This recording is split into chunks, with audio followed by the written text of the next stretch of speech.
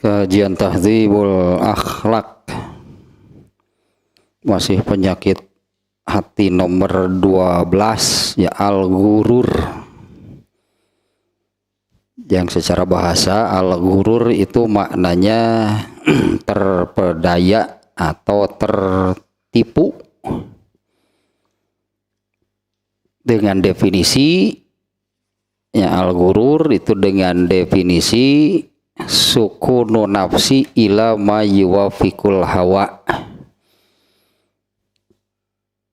tidak merasa bersalah apalagi berdosa, nah, bahkan terasa nyaman dan bahagia, nikmat ketika melakukan sesuatu yang sesuai dengan tuntutan al-hawa. Ini berat, ini definisinya demikian kan ya. Nah, di mana orang yang magrur, orang yang di dalam hatinya ada penyakit ini, penyakit al-ghurur, adalah orang yang ittakhaza al-hawa qaidan wasyaitona dalilan. Nah, orang yang di dalam hatinya ada penyakit al-ghurur ini adalah orang yang menjadikan hawa nafsu al-hawa sebagai tuntunannya dan setan sebagai dalilnya.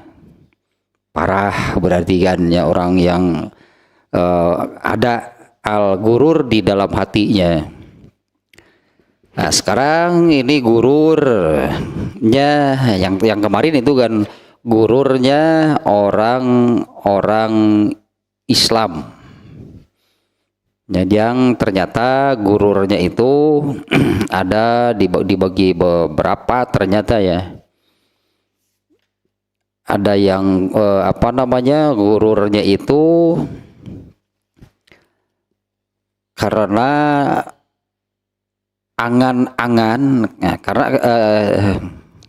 sesuai dengan definisi tadinya, bahwa al-ghurur itu intinya mengikuti al-hawa, rasa nyamannya. Tak gurur, penyakit gurur nama rasa nyaman yang ada justru gitu kan. Ketika mengikuti hawa nafsu itu tenang, nyaman, tidak merasa bersalah, tidak merasa berdosa, yang malah gitu kan ya, yang terasa itu bahagia, nikmat saja mengikuti itu gururnya gitu. Sementara kan yang diikutinya adalah hawa nafsu, yang diikutinya al-hawa, didalili oleh setan. Nah, yang pertamanya orang Islam itu kena gururnya itu seperti hadis yang Rasulullah menyabdakan al-ahmak, orang yang dungu, paling dungu, yaitu orang yang membiarkan dirinya dituntun, diseret gitulah oleh al-hawa, tapi dia berangan-angan. Dia berangan-angan, berangan-angannya itu mendapatkan di sininya, mendapatkan kemuliaan lah intinya ya, mendapatkan kemuliaan dari Allah. Itu gururnya itu demikiannya. Nah, setan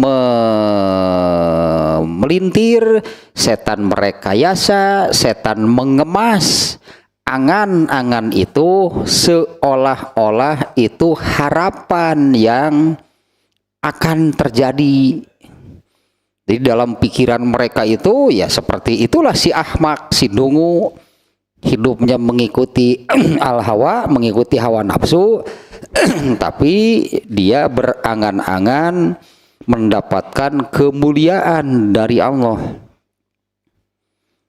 Nah, kemudian ada juga yang bentuk lainnya gitu ya, gururnya orang Islam itu karena memiliki leluhur, memiliki orang tua yang soleh, yang takwa, yang mulia. Ini juga tertipu kalau dia merasa soleh, merasa mulia, merasa takwa seperti leluhurnya. Padahal hanya merasa demikiannya itu karena sebagai turunannya gitu, sebagai anaknya. Bukan dengan amal, bukan dengan akhlak itu yang dimiliki, bukan dengan kesolehan, bukan dengan ketakwaan dirinya. Tertipunya itu karena sebagai anak, sebagai keturunan dari orang-orang yang soleh, dia merasa seperti leluhurnya. Eta nu ngaku turunan hayam buruk teh lah pokoknya mah mesti harus jadi hayam we manehna ge.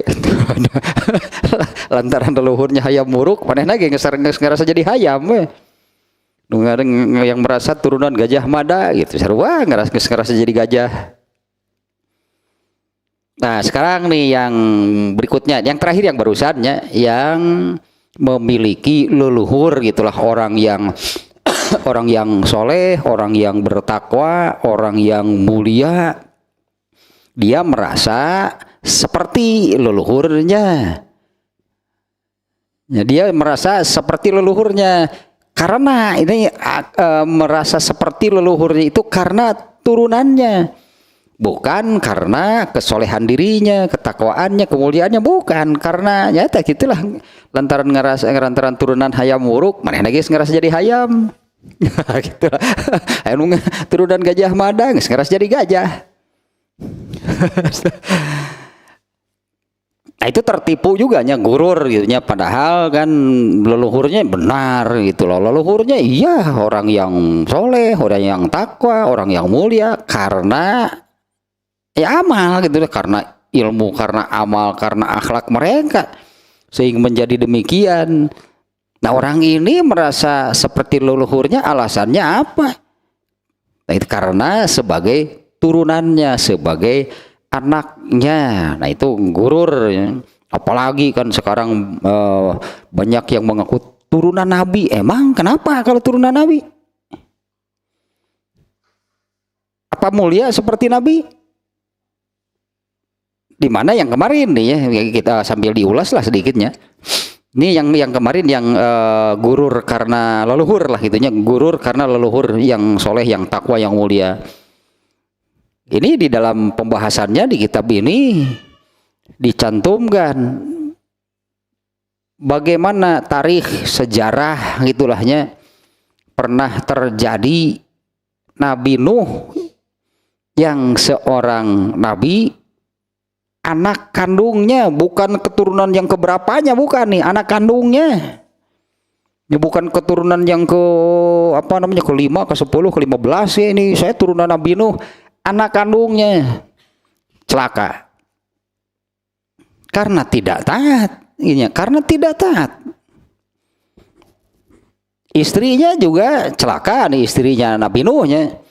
Padahal ini orang-orang yang sangat dekat gitulah dengan ini yang disebut mulia, takwa, solehnya itu Nabi, ini Nabi Nuh. Anak kandungnya celaka. Apalagi yang mengaku turunan Nabi Nuh, mana Nabi nanti sudah 15 abad yang lalu, benar gitu ya turunan anak. Nah, kalaupun benar, emang ngaruh? Katakanlah gitu, emang ngaruh? Karena yang menentukan seseorang itu bukan turunan siapa, tapi tadilah kesolehan diri, ketakwaan diri. Itulah yang menentukan seseorang itu apakah mulia atau tidak, dengan dalil yang sangat jelas, yaitu kemarin ya tentang Nabi Nuh lahnya ada di beberapa suratnya kejadian Nabi Nuh. Ini diantaranya di surat Hud, cukup panjang ayatnya, ayat 37 sampai 48. Ya, yang diantaranya di dalamnya yang mengisahkan bahwa anak kandungnya celaka, ini kan sudah sangat jelas, nggak ngaruh apapun mau leluhurnya seperti apa. Itu yang tidak berpengaruh apapun, mau bapaknya, ibunya, leluhurnya sesoleh apapun, setakwa apapun. Nih buktinya, Nabi ini bukan orang sembarangan, bukan orang biasa gitulah ya. Anaknya celaka, artinya nggak ada yang perlu nggak ada yang ya, apa yang dapat kubanggakan lah pokoknya. Apa sih yang dibanggakan kalau orang tuanya, kalau leluhurnya itu orang yang soleh? Yaitu mereka demikian karena amalnya.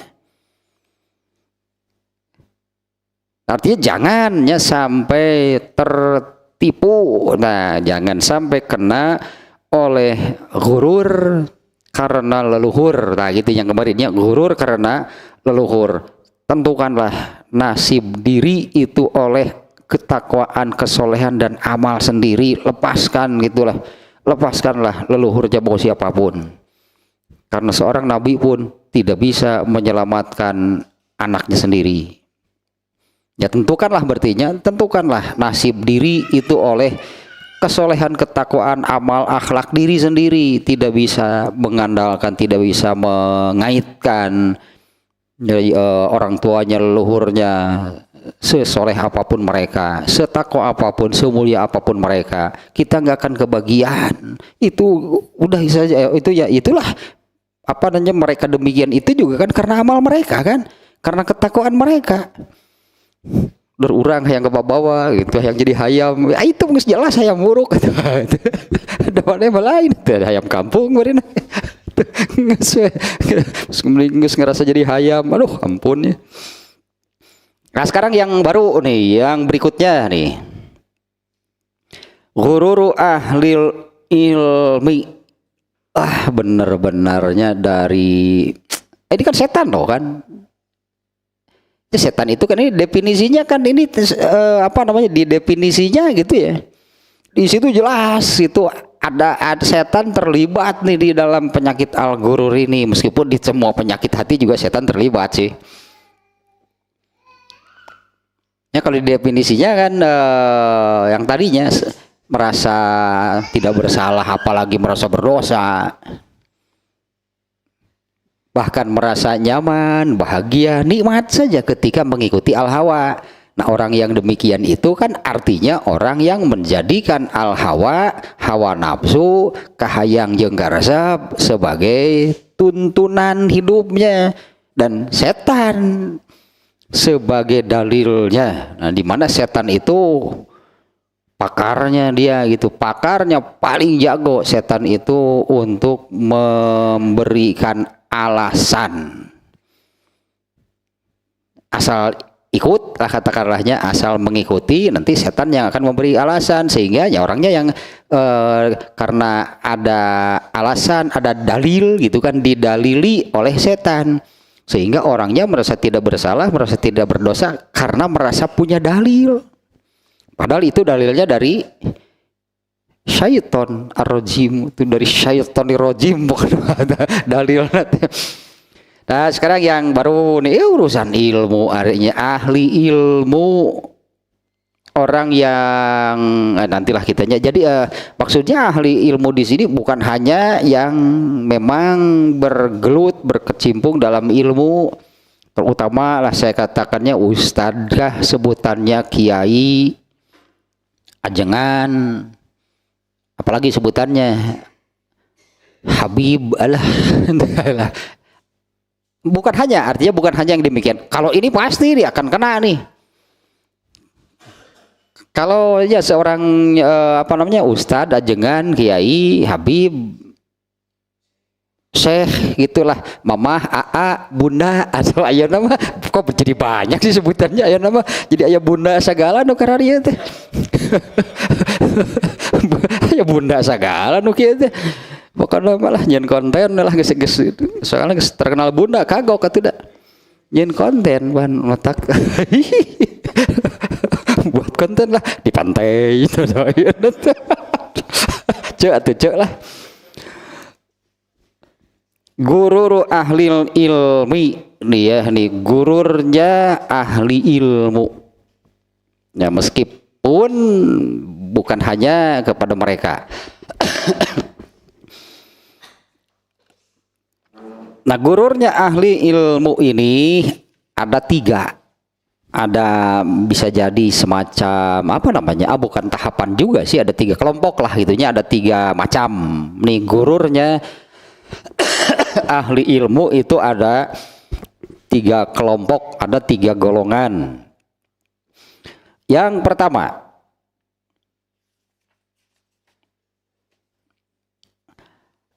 yaitu orang yang kalau kita baca aslinya di sininya, ahkamul ulum syar'iyyata wal aqliyata wastaghalu biha. Orang yang terjemah bebasnya begini maknanya nih, orang yang mempelajari, mendalami, sehingga kan bolehlah tadinya disebut ya jadilah dia gitu seorang ustadz kah, ajengan kah, kiai lah sampai bunda tadi yang terakhir. Jadi inget ke si Ece, aduh cika tuce lah bunda mama AA dan sebagainya lah, Abdel dan sebakah hayang bisa nih. Nah, orang yang mendalami, ya mempelajari, mendalami ilmu-ilmu syar'i, ya ilmu-ilmu agama, lah gitunya, terutama nih ilmu-ilmu agama, wastaghalu biha, dan mereka menggeluti sebutannya wastaghalu, ente sih aya nama di dia mah pastaghalu sih sebenarnya. Wastaghalu tes menyibukkan diri dengan ilmu agama. Ente aya nama campur sasapedahan, aya nama geura touring rek kumaha teu tada. Duh touring aduh. Nah yang nah kelompok pertama nih yang mempelajari mendalami ilmu-ilmu agama dan menyibukkan, menggeluti dan menyibukkan diri gitu kudu nama tuh. Gitu atuh kudu nama sibuk teh, sibuk menggeluti atuh. Ya menggeluti itu ilmu-ilmu agama. Wa ahmalu tafaqqudal jawarihi wahib zihima anil ma'asi wa ilzami ta'ati. Tapi mereka itu apa namanya di sininya melalaikan dan mengabaikan pengamalannya. Inilah terjemah bebas ininya, terjemah bebasnya demikian. Tapi mereka ini mengabaikan pengamalannya, sehingga mereka ini orang dia tulahnya gitunya, sehingga dia ini tidak memelihara ilmunya, atau sebaliknya ilmunya itu jadi dia tidak memelihara, disebutnya dia tidak menjaga, dia tidak memelihara ilmunya, sehingga ilmunya itu tidak memelihara dirinya dari berbuat dosa, dan ya yang sebaliknya dari menekuni lah gitunya, menekuni amal soleh. Nah intinya nih ya, ini kelompok pertama adalah orang-orang yang mempelajari, mendalami ilmu-ilmu agama, menyibukkan diri dengan keilmuan, yang menggeluti itulah ilmu agama tersebut, tapi mereka ini melalaikan dan mengamalkan amal soleh atau pengamalannya. Tarikh tayanya mereka ini melalaikan, mengabaikan pengamalannya. Nah sehingga ya tidak apa namanya disebut nanti apa namanya ya, bolak-balik lah itu, artinya saling menjaga. Kalau dia tidak menjaga ilmunya, maka ilmunya juga tidak menjaga dirinya.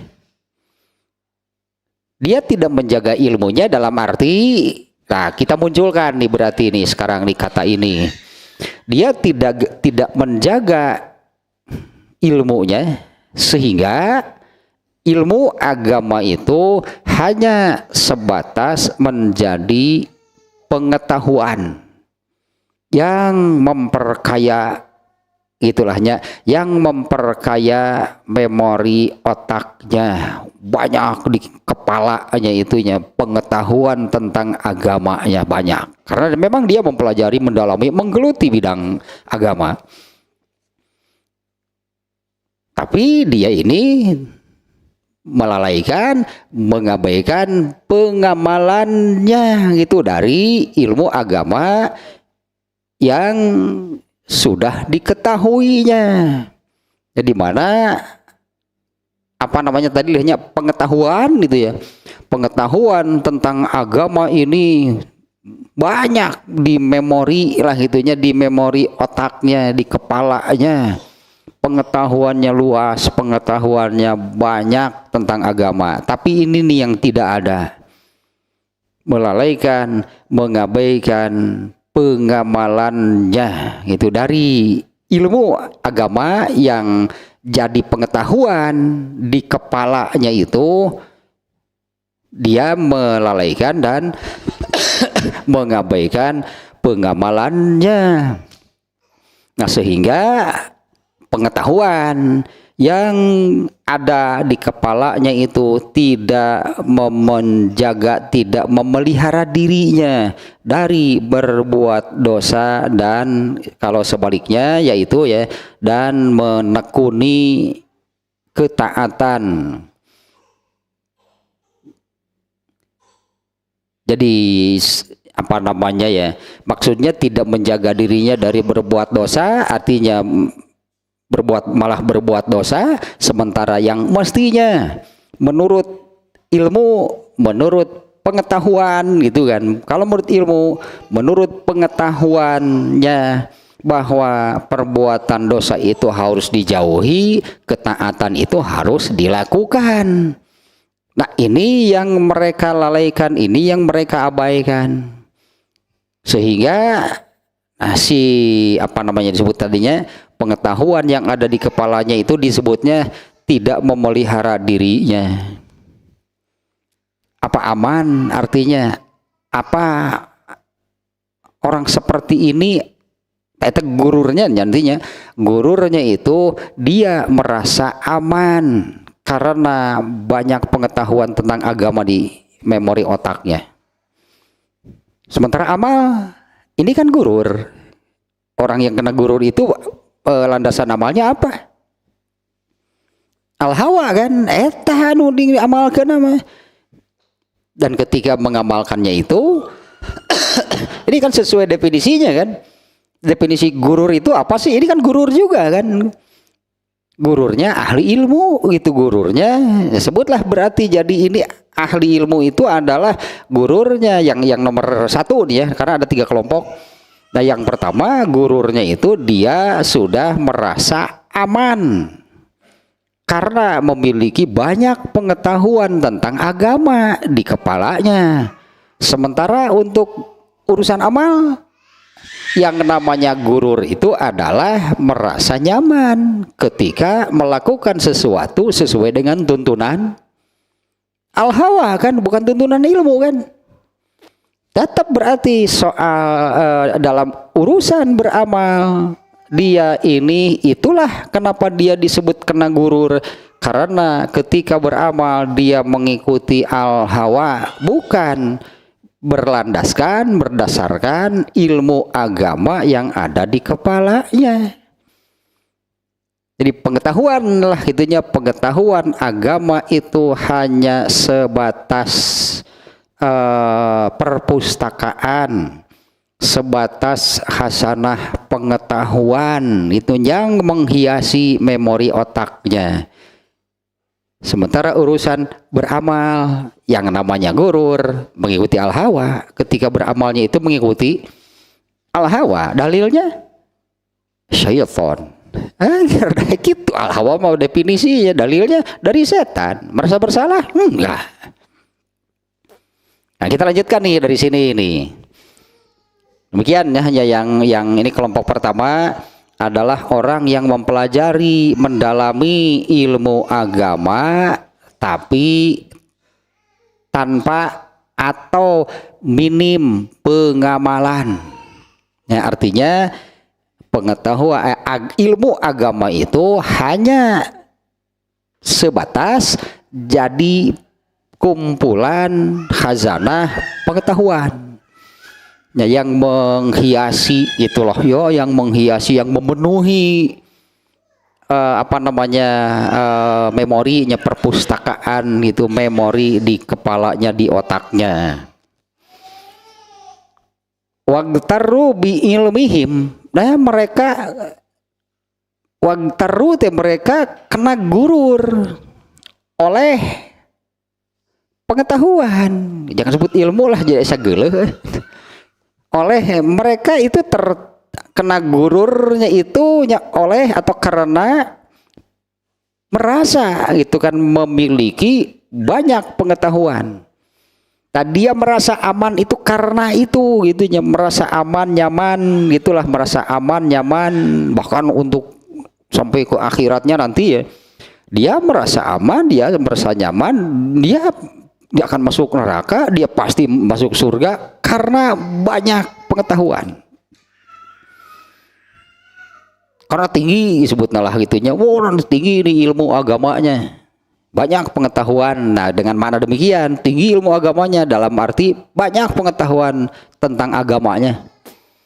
Nah, dia ini wagtaru bi ilmihim. Nah, orang seperti ini dia itu gurur karena ilmunya. Kalau yang sebelumnya kan itu ada gurur karena leluhur. Nah, ini gurur karena pengetahuan gitu yang ada di kepalanya. Wa zannu annahum indallahi bimakanin. Benerinya bahaya besar ini ya yang seperti ini ya. Wa zannu, dan mereka mengira, annahum indallahi bimakanin, mereka memiliki tempat yang istimewa, tempat khusus di sisi Allah. Artinya mereka merasa mulia lagi nih, mereka merasa berderajat tinggi, mereka merasa menjadi orang yang mulia, memiliki tempat khusus di sisi Allah karena memiliki pengetahuan agama, tentang agama yang tinggi, yang banyak. La yu'adzabu misluhum li karomatihim alallah. Nah, ininya mereka merasa selamat, mereka merasa pasti itu selamat dari azab Allah karena kemuliaan mereka di sisi Allah. Intinya sama kan, angan-angan seolah-olah itu berupa harapan, harapannya demikian, padahal itu kan angan-angan yang demikian, khayalan, angan-angan, mimpi. Mana ada orang tidak beramal bisa mulia? Karena ini kan tertipunya itu merasa mulia di sisi Allahnya itu karena memiliki pengetahuan yang banyak. Ini dulu nih, harus dicari dulu di hadisnya. Ini nih yang hadis yang ini kita ulang lagi ya. Wah, ya mesti lu untung gua hadis ieu mah jadi horeman cageuna euy. Ini yang hadis yang tidak akan bisa melangkah kaki seorang hamba pada hari kiamat sebelum menjawab 5 pertanyaan. Nah, hadis nu eta teh mungkin ada yang riwayat satu teh. Ya, tidak akan bisa melangkah kaki seorang hamba pada hari kiamat sebelum menjawab 5 pertanyaan dari Allah. Di antara yang 5 nih ya, saya nggak membacakan semuanya yang terkait dengan ini nih ya dari hadis tersebut. Salah satu dari yang 5 itu adalah apa yang sudah diamalkan dari apa yang dia tahu. Apa yang sudah diamalkan dari yang dia tahu. Ini pertanyaan hadis itu menyebutkan demikian. Bukan ditanya seberapa banyak pengetahuan. Ya, bukan ditanya seberapa banyak pengetahuan. Karena kalau seberapa banyak pengetahuannya ya beda-beda pasti. Nah, ada orang yang baru hijrah seminggu kemudian meninggal. Pengetahuannya, belajarnya baru seminggu, tapi dari apa yang dia pelajari, dia ketahui selama seminggu itu langsung diamalkan, aman berarti. Mending gitu-gitu. Karena kan pertanyaannya kan, apa yang sudah diamalkan dari ilmu yang didapatnya. Andai ada orang yang demikian, misalnya ya tobat lah gitunya, tobat hijrah, baru seminggu meninggal. Nah, dalam waktu seminggu itu dia belajar berapa banyak sih dapat ilmu dalam seminggu? Mungkin baru 1-2 hal, tapi begitu dia pelajari, begitu dia ketahui, amalkan, dia mengamalkannya. Genah kan dia ditanya oleh Allah, mana ilmu yang sudah kamu amalkan? Tunjukkan nih, 2 siki diamalkan 2 anak. Baru 2 kan yang dipelajarinya kan. Artinya bukan soal banyaknya. Coba hadis tadi ininya. Naon atunya keyword dan teh eta harta. Kalau tentang harta pertanyaannya kan bagaimana cara mendapatkannya, kemudian untuk apa digunakan. Itu tentang hartanya. Artinya bagaimana cara mendapatkannya itu, karena kan ada halal haram kan cara mendapatkan harta. Nah, terus setelah dimiliki digunakan untuk apa? Nah, itu nanti akan dihisab. Nah, tentang harta. Kemudian tentang ini jasad di badan akan ditanya oleh Allah gitu, digunakan untuk apa? Nepi karipuh gitu teh. Nepi karipuh gitu teh dipakai apa? Kemudian masa muda, tak iya tanu si Al milikmu. Soalnya itu budak si Al tuh. Masa muda teh masa produktif, masa lagi apa namanya semangat tinggi, badannya kuat gitu ya. Nah, digunakan untuk apa? Nah, ini terkait dengan apa namanya? Nah, ini nih hadisnya nih, la tazulu qadam mubni adama yaumal qiyamah.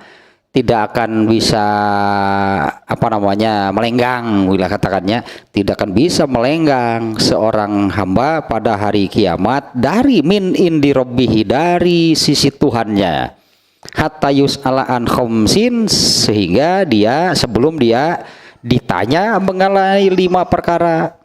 An umrihi fi ma'afrahu, 1 tentang umur secara keseluruhan, untuk apa dia dihabiskan. Artinya beramal kan. Gak ada umur yang isinya bukan amal, itu gak ada. Gegoleran tuluy ge pan eta amalna.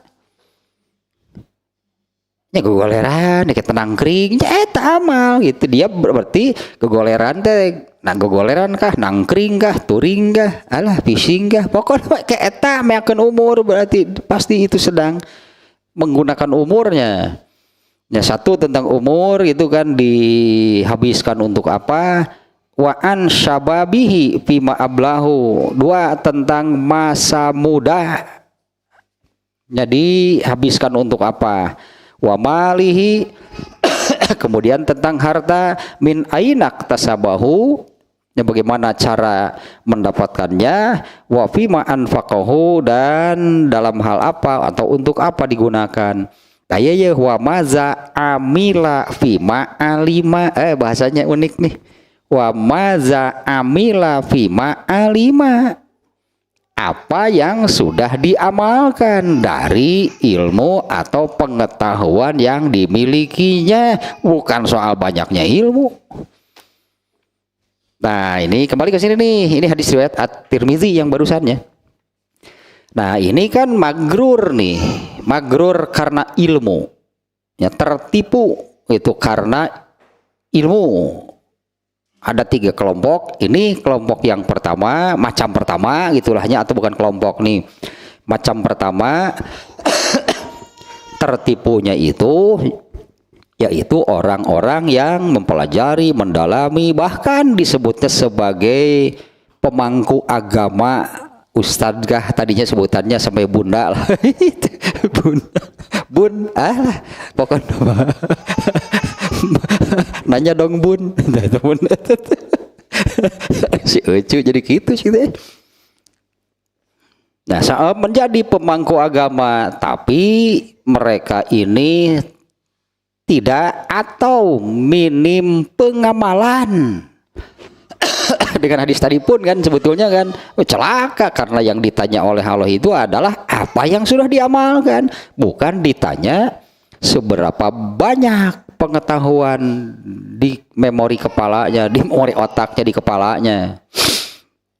Nah, magrurnya itu orang, karena ini orang yang mempelajari itunya, mempelajari agama, mendalami agama, bahkan menjadi pemangku agama. Nah, mereka magrur, mereka tertipu karena ilmunya, yaitu dia mengira dengan banyak pengetahuan tentang agama itu dia sudah memiliki satu tempat khusus di sisi Allah, dan merasa bahwa mereka tidak akan diazab oleh Allah karena kemuliaannya. Jadi merasa mulia karena memiliki pengetahuan yang banyak tentang ilmu agama, padahal tanpa atau minim pengamalan. Kita lanjutkan lagi nih. Walau nazuru bi ainil basiroh. Ini berat nih kalimatnya.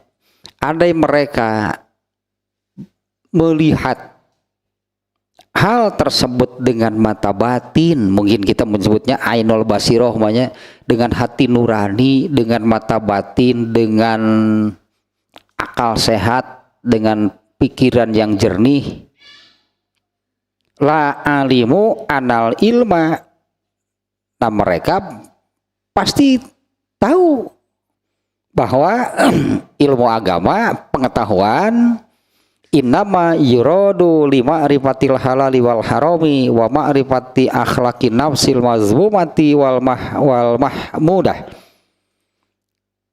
Anggaplah kita ini terjemah bebas, jadi seperti ini. Kalau nih mereka orang ini yang orang si magrur tadinya, kalaulah mereka memandang, melihat itu dengan hati nurani, dengan akal sehat, dengan pikiran yang jernih, pasti mereka tahu bahwa itu semuanya adalah teori, kita menyebutnya demikian. Itu kan teori kan, dikuasai kan teorinya, berarti itu sebagai pengetahuan itu kan, itu teori yang menunjukkan di mana ilmu agama itu kan yang menerangkan, yang menunjukkan mana yang halal, mana yang haram. Kemudian pengetahuan agama, ilmu agama ini yang menunjukkan, yang menerangkan mana akhlak yang buruk, mana akhlak yang mulia, mana akhlak yang tercela. Ilmu agama kan. Nah, itunya dipelajari, itunya diketahui. Ada pengetahuan tentang hal tersebut di dalam memori otaknya. Tapi kalau tidak diamalkan, nah padahal gitunya tadi kalau memandang dengan ainul basirah, memandang apa namanya bahasa Sunda nama ngalenyepan. Apa sih nya ngalenyepan bahasa Indonesianya? Ya dilenyepan deh, bahkan sampai di apa namanya dipikir, dipahami, bahkan sampai kemudian dirasakan gitu ya. Gitulah dilenyepan, ini ngalenyepan deh. Nah, pasti akan tahu bahwa apa namanya di sini ilmu agamanya, artinya Allah nih, ilmu agama Islam nih. Allah tidak menurunkan agama Islam itu ininya ilmunya, pengetahuannya gitu ya. Nah, Allah menurunkan itu supaya tahu, untuk mengetahui mana yang halal, mana yang haram, mana yang baik, mana yang buruk, mana yang benar, mana yang salah. Dan juga untuk mengetahui itunya, kalau di sini sebutnya mana akhlak yang tercela, mana akhlak yang mulia. Serta Allah pun ya menerangkan bagaimana cara mengobatinya atau menghilangkannya atau penyelesaiannya, solusinya gitunya dari apa yang disebutkan tadi. Fahiya ulumun la turodu illa lil amali. Maka ilmu agama itu adalah ilmu-ilmu lah, karena di dalam sebutannya ilmu agama ini kan banyak di dalamnya gitunya ilmu-ilmu. Maka ilmu agama itu adalah ilmu-ilmu yang tidak dimaksudkan kecuali untuk diamalkan. Percuma jadinya, anggaplahnya percuma kalau ilmu agama ini hanya dijadikan pengetahuan. Bukan percuma lagi, tapi celaka. Nah, celakalah gitunya orang yang mempelajari ilmu agama itu hanya sebatas jadi pengetahuan tanpa pengamalan. Nyawa fahia, karena ilmu agama itu la turodu illa lil amali, ya tidak dimaksudkan kecuali untuk diamalkan. Apabila ini berat nih ya kalimat di diunanya, apabila ilmu itu tidak diamalkan, maka ilmu tersebut tidak ada harganya. Artinya kan jadi seperti ini.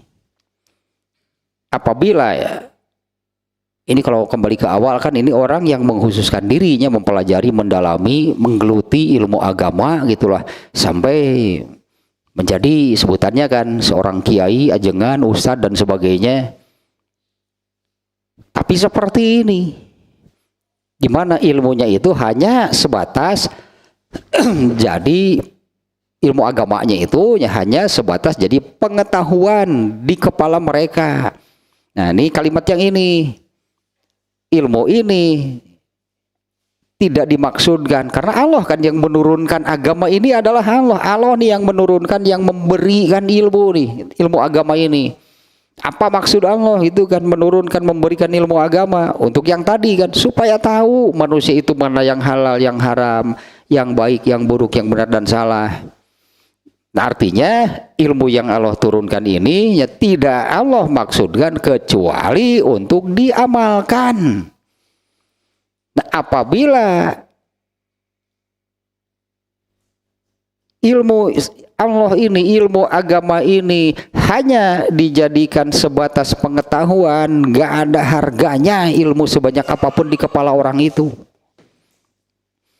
Nggak ada harganya gitunya, sebanyak apapun lah ilmu yang numpuk, yang apa namanya, yang memenuhi memori kepalanya itu nggak ada harganya, nggak. Artinya bukan hanya ilmunya yang jadi tidak berharga nih, jadi ilmu yang banyak di memori di kepala seseorang nggak ada harganya kalau tidak diamalkan oleh orang tersebut. Demikian juga dengan orangnya. Manusianya pun menjadi manusia yang tidak berharga meskipun pengetahuan agamanya banyak. Nah, orangnya juga jadi tidak berharga. Apalagi di mata Allah. Ada harganya nggak orang seperti ini di mata Allah? Ini orang celaka loh. Ini orang yang magrur nih. Artinya di mata Allah kan mana ada harganya orang seperti itu di mata Allah. Pengetahuan ilmu, pengetahuan tentang agamanya banyak tapi tanpa atau minim lah, itunya sangat tapi minim pengamalan, ilmunya sendiri jadi tidak berharga, orangnya pun menjadi tidak berharga. Tapi ari keur nu kataripu mah keur nu kataripu mah orang-orang yang tertipu mereka akan melihat, wah orang ini hebat karena pengetahuan agamanya banyak. Padahal yang dinilai, yang dihisab oleh Allah tadi bukan seberapa banyak pengetahuannya. Mestinya manusia pun menilai seseorang itu demikian. Jangan melihat dari seberapa banyak ilmu yang diketahuinya, lihatlah apa yang diamalkannya. Ya, lihatlah dari apa yang diamalkannya. Sementara orang ini kan, orang yang magrur karena ilmu itu adalah orang yang pengetahuannya banyak tapi tanpa atau minim pengamalannya. Nggak ada harganya sebetulnya orang seperti itu. Pengetahuan agama yang ada di kepalanya pun nggak berharga, nggak ada harganya. Demikian juga dengan orangnya. Ya, fahiyya ulumun la turadu illa lil amali. Ilmu agama yang Allah turunkan itunya tidaklah gitunya Allah bermaksud menurunkannya kecuali untuk diamalkan. Maka apabila ilmu yang Allah turunkan ini, ilmu agama ini dipelajari, diketahui, dipelajari, didalami sampai menjadi pengetahuan di dalam memori, sebutnya pengetahuan di kepala itu seseorang, itu menjadi tidak berharga apabila tidak diamalkan, tidak ada harganya. Dan demikian juga orangnya sebetulnya, karena di mata Allah orang seperti itu tidak berharga sama sekali. Fakullu ilmin yuradu lil amali fala qimata lahu dunal amal. Nah, ini kalimat terakhirnya ya kurang lebih menguatkan demikian. Maka semua ilmu yang harusnya diamalkan fala qimata lahu dunal amal, maka jadi tidak berharga kalau tidak diamalkan. Nah, ilmu yang seharusnya diamalkan menjadi tidak berharga apabila tidak diamalkan. Nah, kalau dalam ilmu usul fikih itunya, ilmu usul fikih itu ilmu tentang metodologi memahami Al-Quran dan hadis, metodologinya gitu ya, metodologi ini untuk memahami ayat dan hadis. Artinya kalau yang memahami ayat Quran, memahami hadis tanpa belajar usul fikih, tanpa metodologi, mana ada sesuatu tanpa metodologi? Ngaredok wae kudu ayat metodologi. Nah, ada caranya, artinya kan ada teorinya kan. Nyen comro ieu mah, nyen comro ge da. Komo kitu nyen bala-bala. Nyen bala-bala teu make metodologi, asal bala we pokona mah. Aya daun garing, aya paku, aya bod karahaan, kabres asal bala. Nyen rawuan, sogolo dirawu. Ada metode, apalagi ini memahami ayat, memahami hadis. Nah, dalam ilmu usul fikih itu ya, ada pembahasan di sana tentang ilmu. Ilmu itu terbagi menjadi dua, ada ilmu nazori, ilmu nazori dan ilmu doruri sebutannya. Nah, ilmu nazori ini boleh kita artikan ilmu tentang keduniaan lah, ilmu otomotif kah misalnya, ilmu elektronik, pertanian, nah yang seperti itulah ilmu nazori. Nah, kalau ilmu doruri ini ilmu agama. Bedanya kalau ilmu nazori orang mempelajari terus tidak diamalkan, nggak berdosa. Banyak kan orang yang kuliahnya di pertanian, terus kerja di mana, di bank, tuh nyambung. Ilmu yang dulu dipelajarinya kemana? Dah bakal diajar melak toge. Pertanian gitunya, kuliahnya di pertanian, terus kerja di perbankan. Jadi ilmu yang dulu dipelajari semasa kuliah kemana? Diamalkan nggak? Henteu da ya mah ngitung duit, lain ngitung iya lain diajar melak toge geus leungit tah. Ilmu yang dulu dipelajari semasa kuliah tuh hilang bahkan karena ilmu itu kan bisa lupa lagi kan. Itu ilmu nazari dosa enggak? Oh enggak. Nah, tapi ilmu agama ini ilmu doruri di mana setelah dipelajari berarti harus diamalkan. Kalau ilmu nazari mah tadi setelah dipelajari bahkan sampai selesai, sampai apa namanya, sampai selesai S1 di wisuda dapat ijazah itu ya terus diamalkan nggak? Enggak. Ya terus bieu gitu kok. Aya nu nanyakeun teh ya. Di melak eta kacang kedelai kumaha? Podo ieu. Bukan bae nu kitu mah teu dosa.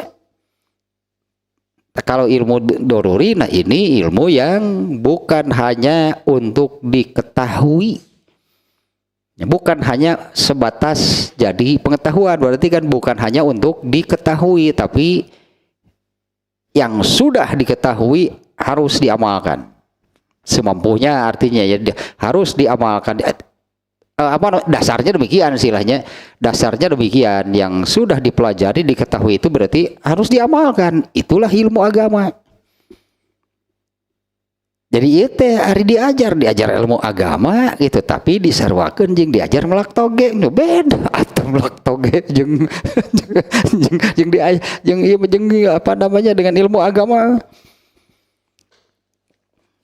Nah, kurang lebih demikianlah ininya ya. Kelompok pertama itu intinya adalah terutama aslinya, tapi kalau melihat dalilnya nanti nih ada dalil-dalilnya nih tentang model pertama atau kelompok pertama.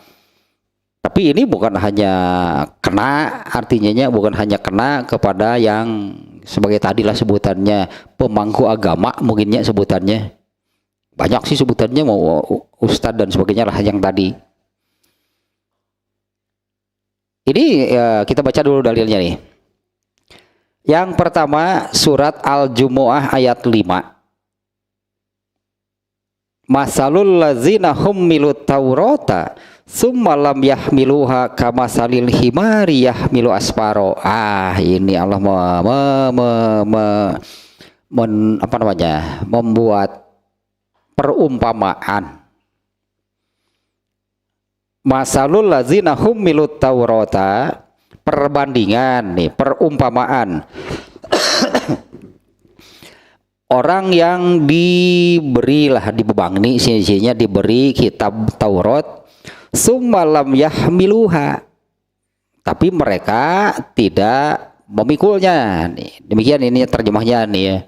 Kamasalil himari yahmilu asfaro, mereka itu seperti keledai yang kesana kemari memikul kitab. Kan artinya ada pada si keledai itu gitu ya, seperti keledai yang kesana kemari memikul kitab. Kitab itu ada pada keledai itu kan, dia pikul kemana-mana gitu, dia memikul kitab. Terus ketika keledai itu melakukan sesuatu berdasarkan kitab yang dibawanya bukan? Mau orang aja keledai itu dengar arti kitab lagi. Tapi apa namanya ini ya perumpamaannya ya, artinya kitab itu ada pada keledai tersebut. Karena keledai itu kesana kemari itu membawa kitab. Ini kan perumpamaan ya dari Allah untuk orang yang seperti ini. Nah, artinya kan benang merahnya itu adalah ya orang itu ada. Orang itu memiliki pengetahuan tentang agama, bahkan tinggi lah sebut. Oh, pengetahuan agamanya tinggi, pengetahuan agamanya banyak, luas. Menjadi narasumber tema mantep lah, pokoknya mah molotok atau ilmu agama teh. Tapi mana pengamalannya? Nah, dia itu magrur dengan ilmunya. Kenapa bisa demikian? Karena dia merasa dengan banyaknya pengetahuan dia sudah mendapatkan satu tempat khusus di sisi Allah. Artinya dia merasa mulia dengan banyak pengetahuan, dia akan mendapatkan tempat yang khusus di sisi Allah dan dia merasa akan selamat dari azab Allah. Padahal nah seperti ini nih ya, ini dalilnya nih. Allah membuat perumpamaan di surat Al-Jumu'ah ayat 5 nih untuk orang yang seperti ini nih perumpamaan dari Allah. Seperti keledai yang kesana kemari membawa kitab, tapi diamalkan nggak kitabnya? Kan ini kan yang maksud perumpamaan di sini. Seperti keledai yang kesana kemari membawa kitab, diamalkan nggak? Ya enggak lah, mana ada gitu kan? Mana ada Taurat mengamalkan kitab? Taurat nih. Mana ada keledai mengamalkan kitab? Nah, kemudian yang kedua, dalilnya nih tentang magrur model pertama, yaitu surat Al-Baqarah ayat 44. Ya memang jadinya seperti inilah gitu orang yang, karena dia kan tidak pengetahuan yang dimilikinya itu kan tidak diamalkan. Sementara dia sebagai pemangku agama, sebagai orang, sebagai tempat bertanya gitu, sebagai tempat orang konsultasi itu tentang hukum, tentang apalah gitunya. Intinya kan ilmu agama ini kan tentang amal, tentang hidup. Bagaimana sih hidup yang benar? Ikuti kan ilmu agama, pasti benar hidupnya. Bagaimana sih mestinya beramal? Ikutilah ilmu agama, pasti benar amalnya. Nah, seorang pemangku agama tadi dia akan menjadi tempat bertanya.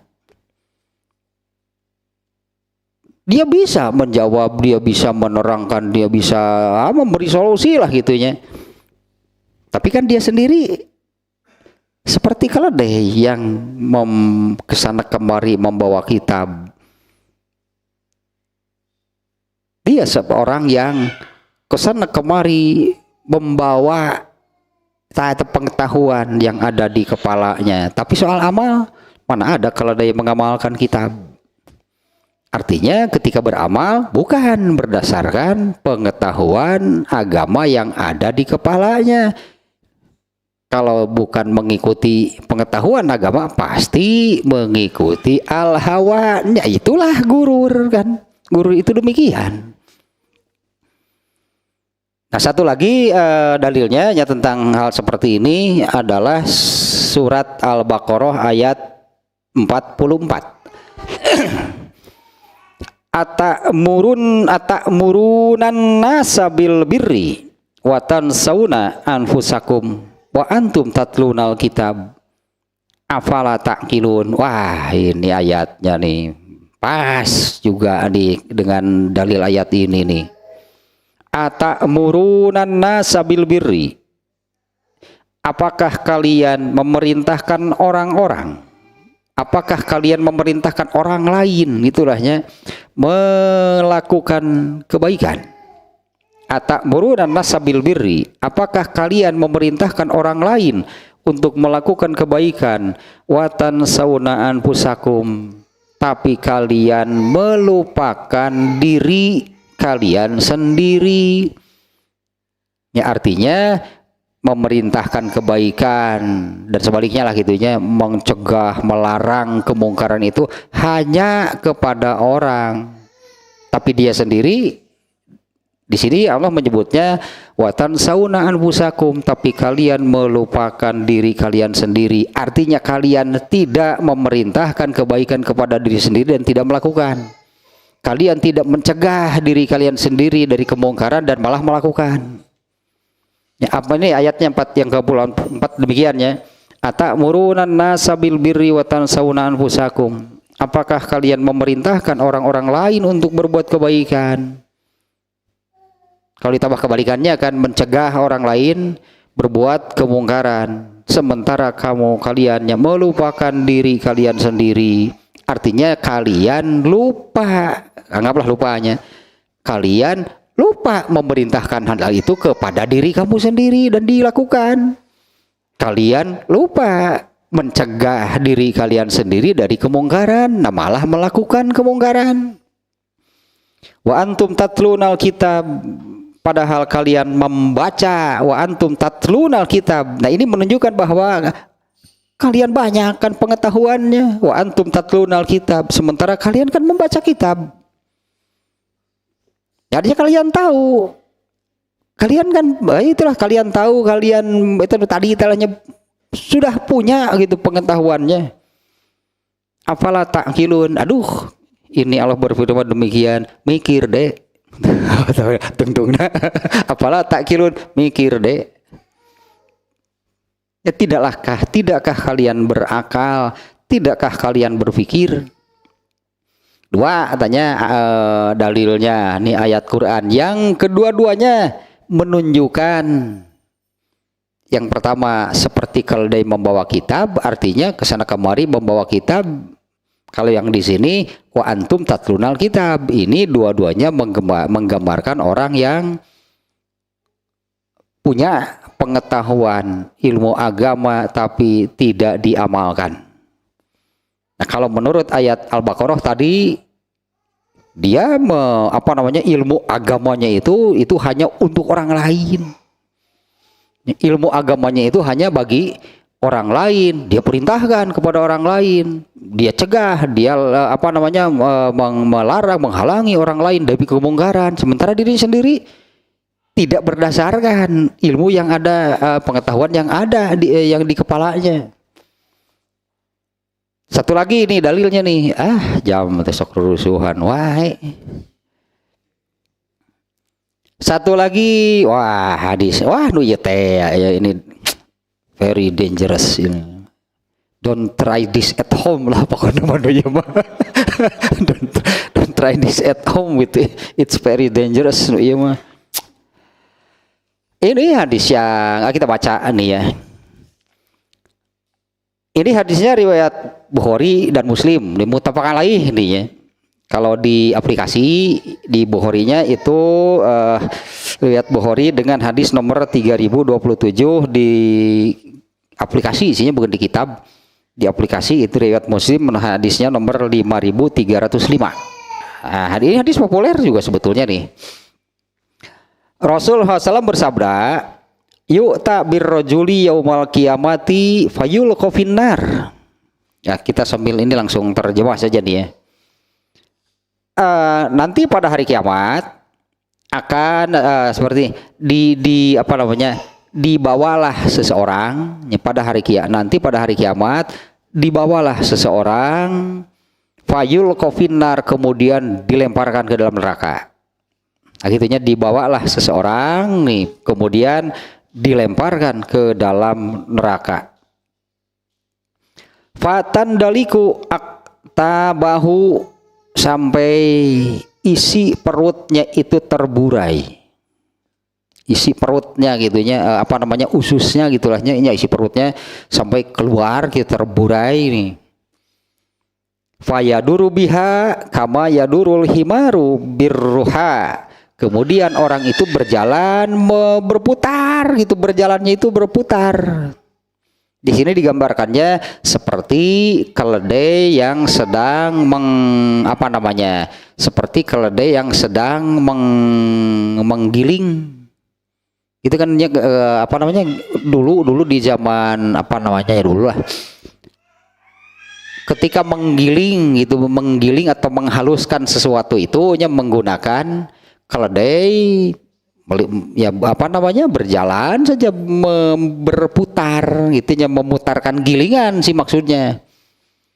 Nah, orang ini seperti itu di dalam neraka, dilemparkan ke dalam neraka hingga isi perutnya terburai keluar gitu ya. Fayaduru biha, lalu dia berjalan berputar nih dengan usus terburai itu, dia berjalan berputar seperti berjalan berputarnya seekor keledai yang sedang dikerjakan untuk menggiling lah itunya. Fayajtami'u ilaihi ahlun nar, kemudian berkerumunlah penghuni neraka, dikerumuni itunya, orang ini dikerumuni oleh penghuni neraka. Fayakuluna, kemudian mereka nih yang mengerumuninya itu bertanya, ma laka bun, alah kenapa ada di sini?